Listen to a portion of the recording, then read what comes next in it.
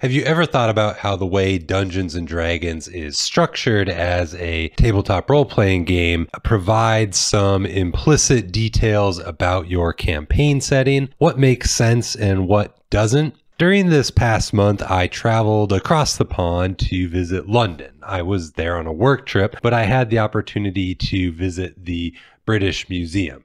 If you've never been, they've got quite the impressive array of artifacts and treasures, plundered and gained from all across the world. The place is absolutely massive and it's full of these really cool old objects of the world's historical past. As I walked through the museum, my mind couldn't help but wander to the fantastical realms of tabletop role-playing games. Our games are often filled with adventurers delving these forgotten ruins to find wondrous treasures. But I think there's one key distinction between real-world excavations and fantastical ones. And that key difference has massive implications about your world building and your campaign design. Hi, welcome back aboard the Earthmote. I'm Randall, and today we're talking about what that key difference is. Many D&D adventures have a default premise, and it goes something like this. There's a dungeon with dangerous monsters hoarding precious wealth and powers coveted away from the rest of the world. The draw, the lure, the enticement is there. Do you want a chance at vast riches and forgotten powers? Head to the dungeon to get them. Now, I want to pause for a second and go back to my British Museum visit. What's the key difference between D&D's premise and what I saw in the museum? It has to do with that second component. Forgotten powers, magic items, deadly weapons. You see, when I was at the museum, there was no glittering or deadly weapons. These things have long since rusted away from usefulness. Now, obviously, I know there's no magic on Earth, and as a result, there's going to be no magic weapon. But if you want a deadly weapon on Earth, you go buy a gun. If you want a deadly weapon in D&D land, you delve a dungeon, a ruin. And that is where the implied aspects of D&D's premise create implications for our homebrew worlds. Ultimately, D&D worlds are these regressive worlds. The power and the glory are to be found in the ancient past. How do the players get the most deadly weapons and fearsome magics? They need to delve the dungeons and defeat their monstrous guardians, these places of the past. Did you know hitting the video's like button helps defeat the fierce YouTube algorithm guardians? Also, consider subscribing if you want to see more content like this in the future. This idea is very different from our real world devoid of magic. If you want the most fearsome weapons on Earth, you do not go looking for them in the crypts of long dead kings. But that is largely boring. The players need a reason to go adventuring, and for many characters, newly gained powers is a big one.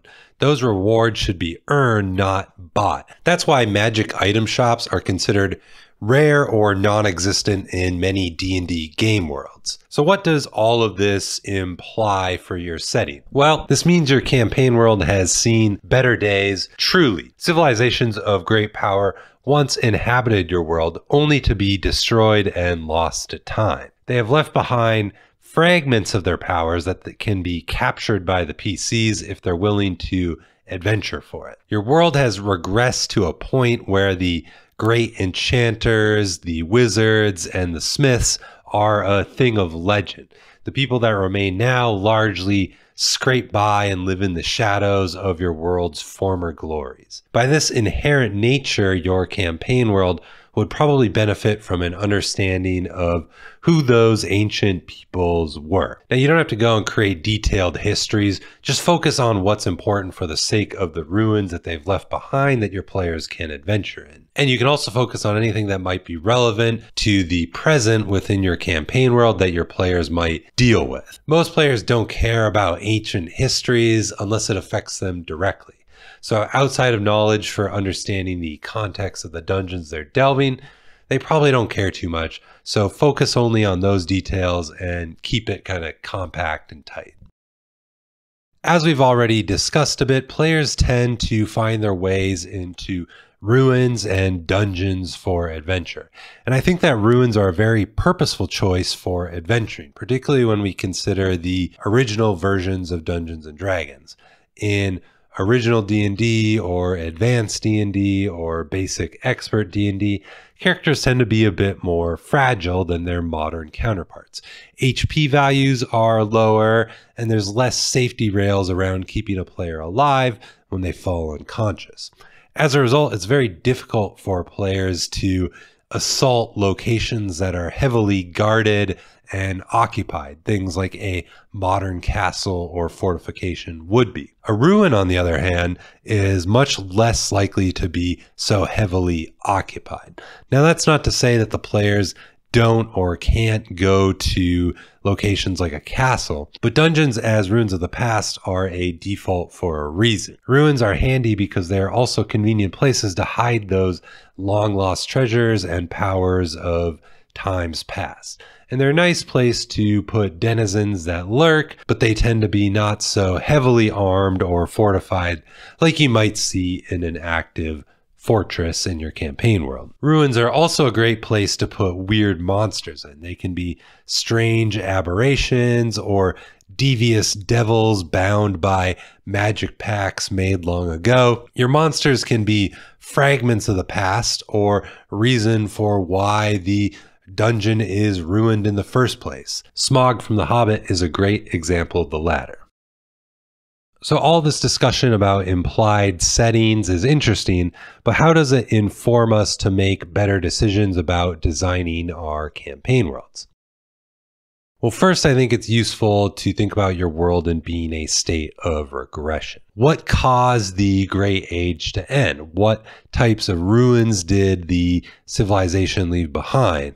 Why has no one claimed those artifacts of power from the ancient past? They must be cleverly guarded or secreted away from treasure hunters. What mysteries are left behind from the ages of legend? Answering those questions will really help give you a solid foundation for your game world. It'll help give your dungeons purpose. And you should be able to build some nice rumors and hooks for your players off the answers you've come up with. Again, you don't need to make a super in-depth history about your world, but you'll probably want some sort of outline that can help inform your campaign world somewhat about what has happened in the past and sort of use that as a template to design dungeons and include different elements in your campaign as you go about building things for it. It's okay to leave some of that history opaque or mysterious. Not everything needs a solid answer, but if your players really key on something, then you can define it a little bit more. You don't have to have everything planned out ahead of time. By focusing on a state of ruin, we can have our dungeons occupied by interesting monsters. You could have a sect of cultists off in a dark temple to a long forgotten god performing blasphemous rites. You could also have a magically mutated monster, or you can have dysfunctional constructs of ages past still linger in the ruins of that past time. You can also have great and ancient destroyers lay claim to dungeons they've put into a state of ruin. Whether it's a dragon like Smog or an aboleth, there's lots of powerful beings that can persist through the ages that could lay claim to a dungeon. If you have dark dungeons occupied by dangerous monsters, then there should be some rewards. This means thinking of fantastical treasures and powers that aren't available to the players anywhere else in your campaign world. So you should establish what your world's baseline is. Are there magical arms and armaments already available in the greater world? Or are they only in the hands of a select few? Items like +1 swords and daggers are probably fine to be occasionally found in the overworld, but a sword that ignites into holy flames, that's stuff of legend and probably needs to be unearthed in a dungeon somewhere. What about magic item shops? Can the players buy their powers or not? What about consumables like potions or scrolls? Do the players need to find those, or can they recruit an alchemist to brew them a potion? What about the magic available in the overworld? Are there lots of wizards about or not? How can the players learn new spells? If spells and spellbooks are common enough, are there lost spells that only the truly brave can adventure for and discover? By understanding sort of the implicit assumptions that D&D or D&D-like games is putting on your campaign, you can really lean into that. You can build a rich experience that creates an interesting campaign world that meshes nicely with your game of choices mechanics. Understanding the implicit assumptions about your game system can really inform you on how you should create your campaign world. This type of analysis can be done on any game you wish to play, not just D&D like games. What do the rules of Mothership tell you about creating a star system for playing there?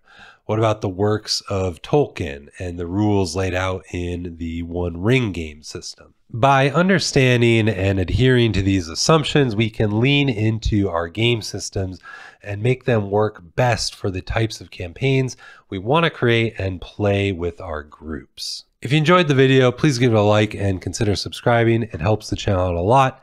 Check out Enchanted Nimbus, my monthly newsletter. Thanks for hopping aboard the Earthmote. I'll see you in the next one.